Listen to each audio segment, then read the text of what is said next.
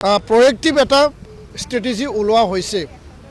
ইয়াৰ বাদেও যিখিনি ক শ্ৰেণীৰ আমাৰ পাঠ্যপুথি বড়ো মাধ্যমত অংগনাবাদী চেণ্টাৰৰ পাঠ্যপুথি সেয়াৰ ওপৰত আলোচনা হ'ল।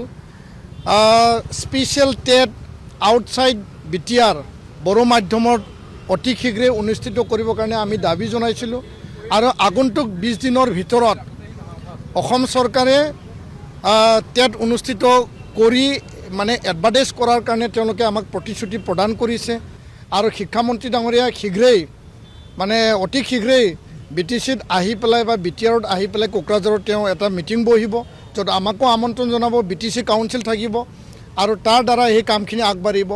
BTCত বাহিৰত থকা বড়ো কছাৰী কাউন্সিল এৰিয়াৰ যিখিনি বিদ্যালয় এইটো BKWSCক তেওঁলোকক ন্যস্ত কৰি পেলাই কি ধৰণে প্ৰক্ৰিয়াটো নিব পাৰে আৰু কাৰ্বি আংলঙত থকা বিদ্যালয়খিনি কেনেকৈ আগুৱাই নিব পাৰে তাৰ কাৰণে শিক্ষামন্ত্ৰী ডাঙৰীয়াই আমাক প্ৰতিশ্ৰুতি প্ৰদান কৰিছে। তো আমি আহ্বান জনাইছিলোঁ যে বৰ্তমানৰ চৰকাৰে শিক্ষাৰ ওপৰত যিহেতু গুৰুত্ব সহকাৰে তেওঁলোকে কাম কৰিছে, বড়ো মাধ্যমৰ যিমান সমস্যা আছে যিখিনি পেণ্ডিং আৰু এইটো প্ৰাপ্য অধিকাৰ ৰাইট টু এডুকেশ্যন এক্টৰ অধীনত, তো এইখিনি সমস্যা সমাধান কৰিব লাগে।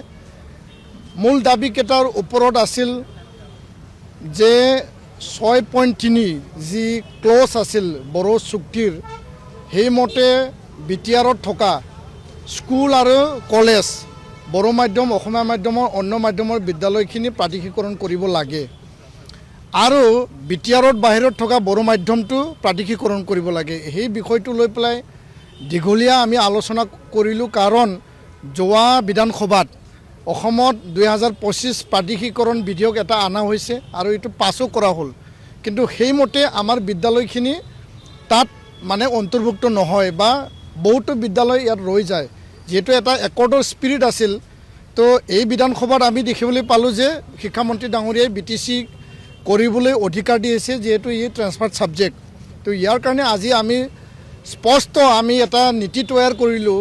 6.3 আধাৰত BTCয়ে এটা নতুন মানে এমেণ্ডমেণ্ট এক্ট বনাই পেলাই স্কুল প্ৰাদেশিকৰণৰ প্ৰক্ৰিয়াটো তেওঁলোকে ত্বৰান্বিত কৰিব আৰু ৰাজ্য চৰকাৰে সকলো দিশত সহযোগিতা কৰিম বুলি আমাক আশ্বাস দিছে।